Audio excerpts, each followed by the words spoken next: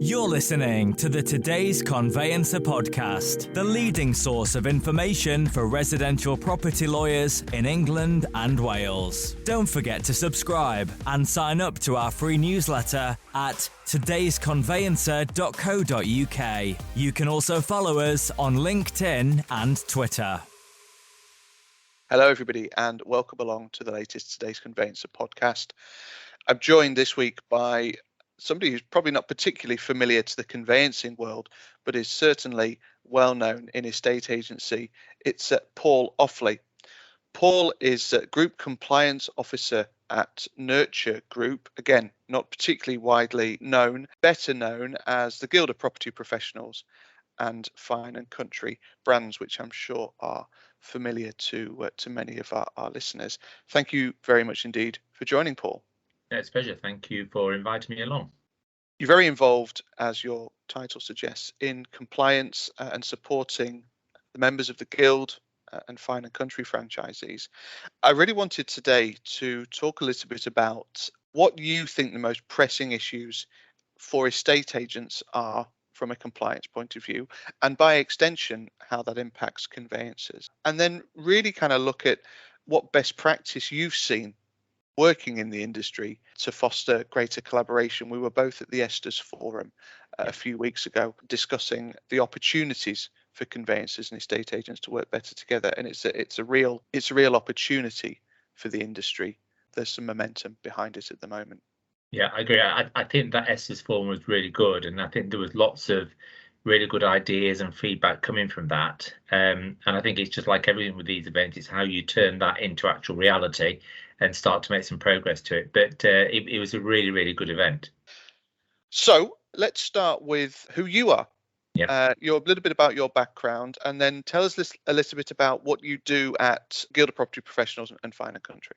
Okay, right. So my background is really all within the estate agency business. I started back in 1978, where, like most people do, you just fall into a estate agency rather than have any strong desire to go into a estate agency. But it was one of those things that when I started, I soon very, very quickly learned that it was a job I really liked, and the variety at that time was really, really good. So I spent a few years working with independents, and then in 1988 joined the world of corporates as they became involved with estate agents with the Halifax. And then I stayed at the Halifax for the next 24 years. And during that time, moved from branch into sort of head office roles, and did everything from training to setting up a complaints team, change management, project management. I spent a couple of years working on the HIPS project, and spent a lot of time developing our own HIPS offering and working with conveyancers, and then obviously that all went spectacularly nowhere. So then it was all back to the drawing board. But I've always seemed to sort of, if you like, sort of end up in some kind of compliance role. So at the Halifax for 24 years, so I remained until the business was sold off or acquired. I then stayed on for a year, heading up the risk within the actual Halifax bank network. And I think it's very different between managing risk within an estate agency environment and managing risk within a bank environment. Very, very different. And I decided after a year it was time to look for something different, and did a little bit of consultancy. And then eventually found my way to the Guild of Property Professionals. And I've really got the best of both worlds here now. So the Guild is made up of around 800 independent agents, and Fine and Country, again, they're all independent businesses. And if you like, I'm a bit like their head office for compliance. So I support them with training. We do some health checks with them. But most of my time is spent dealing with this thing we call Ask Paul. So they can ask me anything at all on compliance, and it can be a wide ranging of questions, because they don't have that benefit of a head office compliance function that they go to.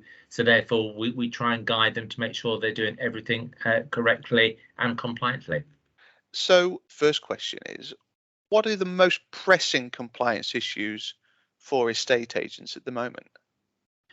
That's a really, really good question. And it's like the question when you meet somebody in a corridor that you've not seen for ages, and tell me what you're working on at the moment. It really is, is it money laundering? Because that's very, very topical. That we know that we've got to have money laundering processes in place, and we know HMRC, are increasing their activity within the estate agency profession.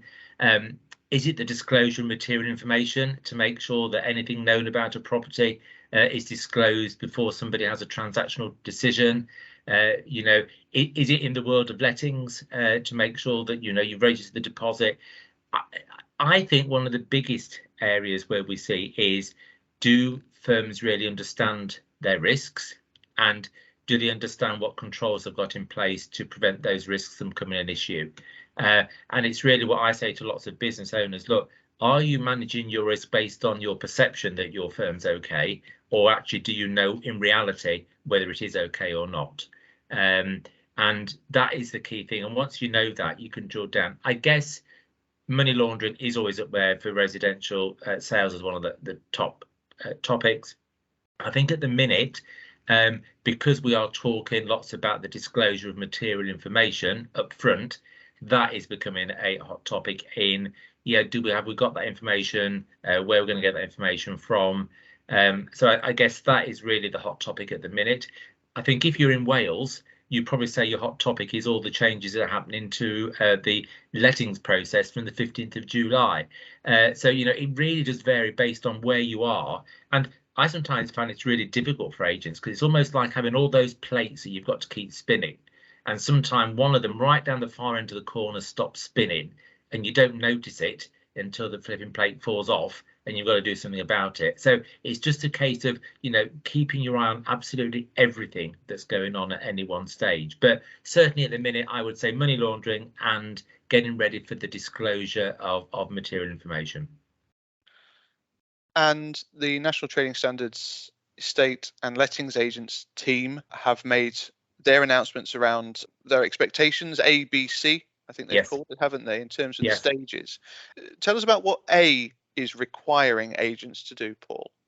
So A is requiring agents to have specific information available on property portals and websites, such as the tenure, such as the council tax banding, or the rates payable if you're in Ireland, and it's information around the price. Now, if something is leasehold, it should go into detail about any commitments that a buyer will have regarding the ground rent, service charges, the time of the lease, how long is the lease for, etc. And if I'm honest, this is information that probably agents already have. I don't think there's anything there that's going to cause anybody any concern, but they've probably got in a variety of formats. Some people may put that on property portals, some people may not. So I think it's the information is there, but it's just bringing it all together. And I think one of the biggest areas that we've had discussions about is this requirement for a single price rather than a price on application or a guide price. It's actually saying that, if it's 300,000, then that is the price it's got to be. So I suspect many agents are now busy making sure they've got that data ready, so that when their portals have created the fields ready to feed through, they're ready to have that information. And B and C are the sort of the next stages, aren't they? What's coming down the track? I think this will be things that are looking at what are potential issues that a buyer would need to be aware of. I'm a strong believer in the fact that really this is all about, if you get the compliance bit for a minute, it's all about doing the right thing for a consumer. And at some point, if you're selling, you will also be buying. So if you're being asked to provide this information, then you'll find that information helpful when you next buy your property. And I see so many times that something isn't disclosed, which does make a difference to somebody's buying, whether they wish to buy that property or not. And then that just either means they pull out of the sale and everybody feels very aggrieved that the sale's fallen through. It takes longer because those queries aren't always raised at an earlier date. And it just creates an awful lot of expense and frustration for everybody, the seller, the buyer, the agent, the conveyancer, the mortgage lender. It just creates problems which if I go back to my time at the Halifax when I was working on the HIPs, the HIPs was really something that was potentially going to solve all of those issues and get that information up front. So, I think it is absolutely the right thing to do for all parties. We've heard a huge amount about HIPs over the last couple of years, and upfront information, understandably, was one element of it. Do you kind of see that there's a potential return to HIPs or a HIPs light? What do you kind of see is going to happen around that upfront information and the requirement, not only to provide it from the estate agent's point of view, but actually to communicate that to the conveyancer to enable them to make a start, for example, on the contract pack, or even to start raising inquiries? And I think that's a very key point. I think it's all very well the agent gathering all this information from the seller. I think the key thing is then how can agents and conveyancers work together so that they can share that information and present it in a form that's acceptable to conveyancers, so that you really are doing things to help speed up that process.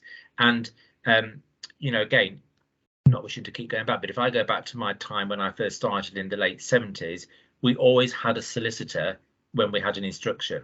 We would never get someone to instruct us to sell the property without them giving us their solicitor's details. And then you'd write to the solicitor, and the solicitor would start to get prepared for when that property eventually sells. So back in the 70s, you were already preparing that, whereas now that seems to have slipped off a bit, and sometimes people don't appoint the solicitor until they found a buyer for it. And then you lose some valuable time.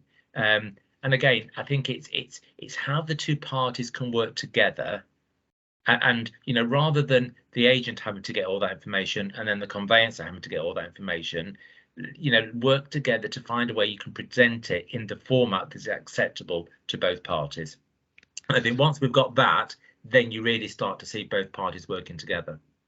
We're going to come on to best practice in a second, Paul, but I'd really like to kind of drill into this a little bit further, because we've identified two things in the money laundering challenge and the presentation of this upfront information to the conveyancer that really affect both parties.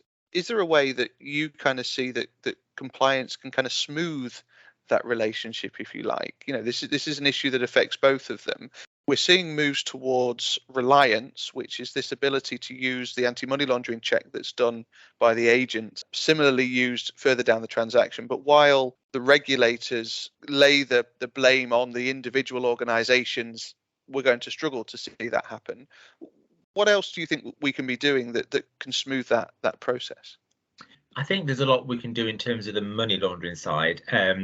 And at the moment, you're absolutely right. So the agent's got to do the money laundering, the solicitor's got to do the money laundering, and if there's a lender involved, they've got to do money laundering. So you're all doing your own checks on those. And I think whilst it's probably right that individual firms, assess the risk themselves, because their money laundering officers are liable. So it's right that they do that. But there must be a way that we can share some of the information to save 3 people from having to do that. And I think there's a lot of work going on with HMRC and the Home Buying and Selling Group and lots of other providers where they are looking at, for argument's sake, where it's a little bit like your EPC register, where, if you want an EPC, you log your EPC on the National EPC register and then the agent can go and get it. Why can't you have something where you log your ID and then you can give code to people to access that ID? And I know there's an awful lot of work going on with that. But I think with all of this, it's getting different bodies to accept that. So I think HMRC are probably been a bit slow to embrace digital, and still reliant on people going in with copies of their passport and driving license. And I think we are making progress, but I think that's got to happen to make it more seamless and a more open and sharing of information. At the risk of mudslinging, the accusation that will be pointed at estate agents is that because they are largely unregulated, and perhaps we'll touch on ROPA in a second, that the checks that they're undertaking aren't as thorough as the checks that solicitors are required to take. Any comment on that? Yeah, I think like everywhere, you will have firms that do it by the book and a little bit more. You may have other firms that don't do it at all. And I think we've always had that within this. You'll always get that. You'll always get some firms that do absolutely everything how they should do, and others that potentially don't. I can only speak from the ones that the 1,000 or so that we support. I think they've got that in place. I think they do absolutely everything that they need to do to make sure that the risk assessment's done, the PEP and the financial sanctions checks. I think they do the checks, and I think the key is to make sure that they understand why they're doing the checks. It's all very well just doing a check, but you've got to understand the objective for doing that. I think until we have some kind of regulation that everybody's got to comply with and enforcement, you will always get somebody that probably through lack of knowledge, lack of understanding, or just not wanting to do it, that will be your rogue agent. And I don't agree with that. I think we've got to do something to put it right. I'm absolutely don't agree with it. And one of the frustrations I get is sometimes somebody will say to me, I'm doing this right, but I know agents in my town aren't doing it right. And yet HMRC may call and visit me and not that agent that's not actually doing it right. And it's very frustrating to say we're not at the minute all on that level playing field. Will some effort to regulate estate agents put people on a much more level playing field, do you think? It's been in discussion for a long time, regulation of property agents, ROPA. Do you kind of see that across the board, and we're not just necessarily talking about money laundering, but money laundering, upfront information, the whole process and procedure around lettings, do you think regulation would help with that? See, the problem is you can have as much regulation as you like, but if you've not got anyone to enforce it, then people will still be able to bypass that. So I'm a great believer in doing things right for the consumer, and that's what it's all about. All these regulations are making sure that the consumer is treated fairly, and we all do things that go right way. And talking about ROPA, you can bring in ROPA, and you can bring in as much mandatory qualifications, you can bring in as much, but you've got to have the resources within the enforcement teams to be able to police that, because otherwise people will find that loophole, and people will go off piece and not do what they are required to do. I have to really caveat that, because I think most agents do it correctly, and most agents invest a lot of time and support in making sure things are correctly, and there's a small number that aren't. But we really need to have enforcement to make sure that small number is reduced as much as possible. At the moment, the entire enforcement of everything apart from money laundering is down to trading standards. But trading standards teams in local authorities are trading standards for absolutely everything, and not just estate agency issues. And I guess they've got only a matter of resources that they've got, and they can only put resources into wherever they believe is the most impacting the consumer at that moment in time. So regulation is good, but it's got to be supported by the resources for enforcement. I'm not necessarily looking to achieve anything out of this podcast necessarily. It's always an opportunity to understand how other parts of the same process work together. But I think it's fair to say that there are some challenges that both conveyancers and estate agents face that they're not necessarily empathetic of. No. And it would perhaps be nicer to kind of help both sides to understand better the challenges that each of them face. In your role, what best practice have you seen that's working, that agents within the guild are adopting, that's helping them to smooth the process further down the line? I think it's communication. I think it's really about developing that relationship with your conveyancer, whoever that may be. Back in the day, the agents, I think, had a very close relationship with their solicitors and their conveyancers. At the end of the day, you're both looking after that one particular transaction, and you're both there to support that seller and that buyer achieve an exchange of contracts. But sometimes it feels as though maybe the two parties aren't quite aligned on what they're doing. And I'm sure, I think it works best where the agent knows exactly how they're going to communicate with the conveyancer. I'm sure the last thing the conveyancers want is phone calls galore from an agent saying, can you just give me an update on this case? Agree a time when you're going to do that, or agree somewhere you're going to do a case review on these files on a Thursday at 11 o'clock. Agree something so that all parties can work together and talk to each other. And I think sometimes picking up the phone to talk to each other is a far easier than sending emails and just relying on something. I think it's understanding how both parties can work together. I think from an agent's point of view, it's also ensuring that the conveyancers got the information that they need. I was surprised when somebody said to me that by simply not supplying the full names of a seller or a buyer can actually add a delay to that actual process of getting something completed. So, when you're talking to a buyer, when you're talking to a seller, always get their full names. It's about just making sure that the agent can understand how they can help the conveyancer, and how the conveyancer can help the agent. And I just think it really is about the two parties communicating with each other and agreeing the best way for them to work.